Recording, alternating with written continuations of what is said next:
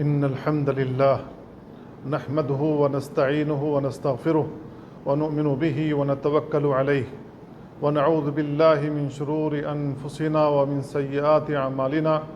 من يهده الله فلا مضل له ومن يضلل فلا هادي له، وأشهد أن لا إله إلا الله وحده لا شريك له، وأشهد أن محمدا عبده ورسوله. أما بعد، فإن خير الحديث كتاب الله، وخير الهدي هدي محمد صلى الله عليه وسلم، وشر الأمور محدثاتها، وكل محدثة بدعة، وكل بدعة ضلالة، وكل ضلالة في النار.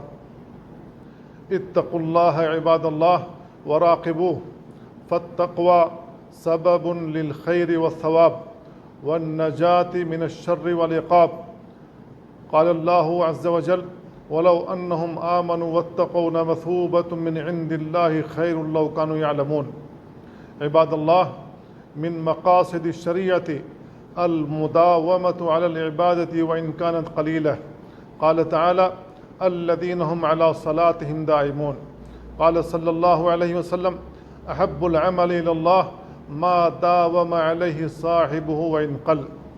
والانضباط والاستمرار من صفات الأبرار. سئلت عائشة رضي الله عنها: كيف كان عمل النبي صلى الله عليه وسلم؟ قالت: كان عمله ديمة، وكان إذا عمل عملا أثبته. والانقطاع الدائم صاحبه مذموم. قال تعالى: في الذين ترهبوا فما رعوها حق رعايتها. قال الشاطبي رحمه الله: إن عدم مراعاتهم لها هو تركها بعد الدخول فيها. والانقطاع المؤقت صاحبه معذور. قال صلى الله عليه وسلم: إن لكل شيء شرة، ولكل شرة فترة، فإن كان صاحبها سدد وقارب فرجوه. قال العلماء: الشرة الحرص على الشيء والنشاط فيه، والفترة أي الوهن والضعف. والمعنى أن العابد يبالغ في العبادة في أول أمره، وكل مبالغ يفتر ولو بعد حين. والتوسط والاعتدال يثبتان الأعمال. قال أهل العلم: من اقتصد في مداومته واحترز من الإفراط والتفريط فيرجى أن يكون من الفائزين، فإن من سلك الطريق المتوسط يقدر على مداومته. قال ابن القيم رحمه الله: كل مجد في طلب شيء لا بد أن يعرض له وقفة وفتور، ولكن صاحب الوقفة له حالان: إما أن يقف فيجم نفسه ويعدها للسير، فهذا وقفته سير ولا تضره الوقفة، وإما أن يقف لداع دعاه من ورائه وجاذب جذبه من خلفه، فإن أجابه أخره ولا بد. وإذا أردت الدخول في عمل فانظر في مآله واستعدا للقائه، ولا تكن من الذين قالوا ما لنا ألا نقاتل في سبيل الله، فلما كتب عليهم القتال تولوا. والخوف والرجاء يعنيان على الدوام والبقاء، فإن الخائف من النار يسهل عليه الفرار، والراجي للمكافأة تقصر عليه المسافة. قال الله عز وجل: واستعينوا بالصبر والصلاة وإنها لكبيرة إلا على الخاشعين الذين يظنون أنهم ملاقو ربهم وأنهم إليه راجعون. وكلما رأيت من نفسك نشاطا فتقدم برفق، وكلما رأيت فتورا فارجع إلى التوسط، وقليل دائم خير من كثير منقطع. قال صلى الله عليه وسلم: خذوا من الأعمال ما تطيقون.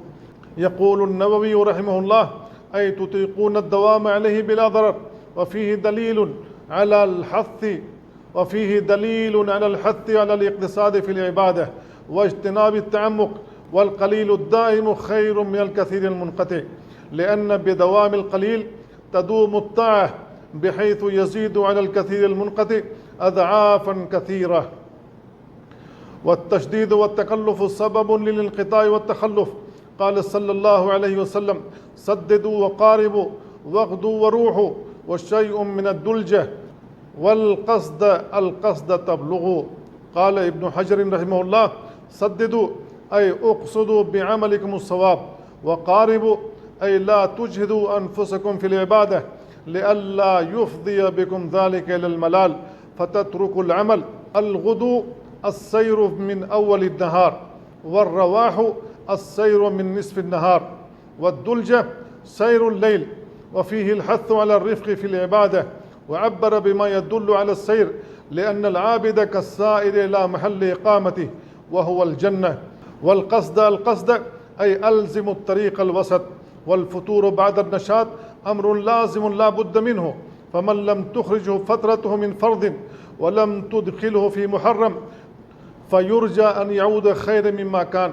قال عمر رضي الله عنه: إن لهذه القلوب إقبالا وإدبارا، فإذا أقبلت فخذوها بالنوافل، وإن أدبرت فالزموها الفرائض. والفتور بعد الطاعة فيه من الحكم ما لا يعلم تفصيله إلا الله.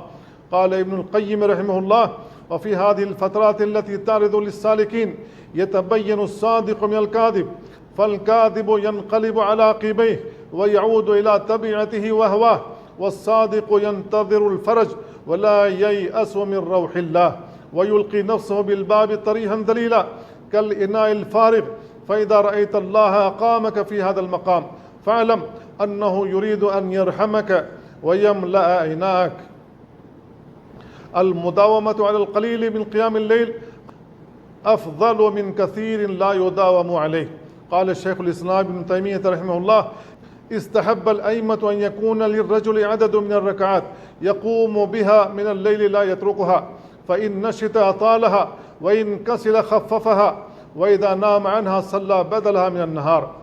والمداومة على القليل يحميك من التخلف الطويل، فالعبد لا يزال في التقدم أو التأخر ولا وقوف في الطريق البتة.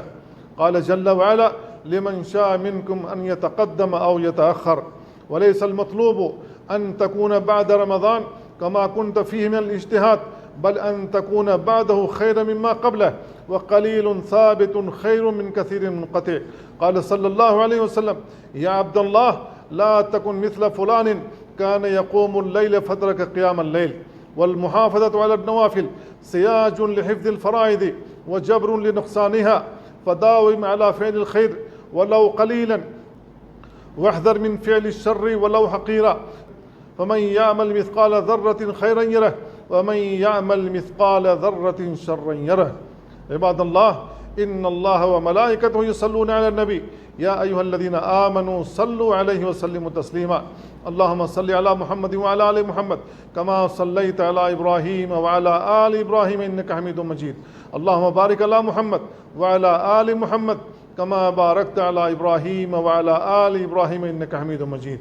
اللهم أعز الإسلام والمسلمين، وأذل الشرك والمشركين، ودمر أعداءك أعداء الدين، واهم حوزة الدين. اللهم فرج هم المهمومين ونفس كرب المكروبين. اللهم آمنا في أوطاننا، وأصلح أئمتنا وولاة أمورنا، ووفق ولي أمرنا وولي عهده لما تحب وترضى، وخذ بناصيتهما للبر والتقوى. عباد الله، إن الله يأمر بالعدل والإحسان وإيتاء ذي القربى وينهى عن الفحشاء والمنكر والبغي، يعظكم لعلكم تذكرون.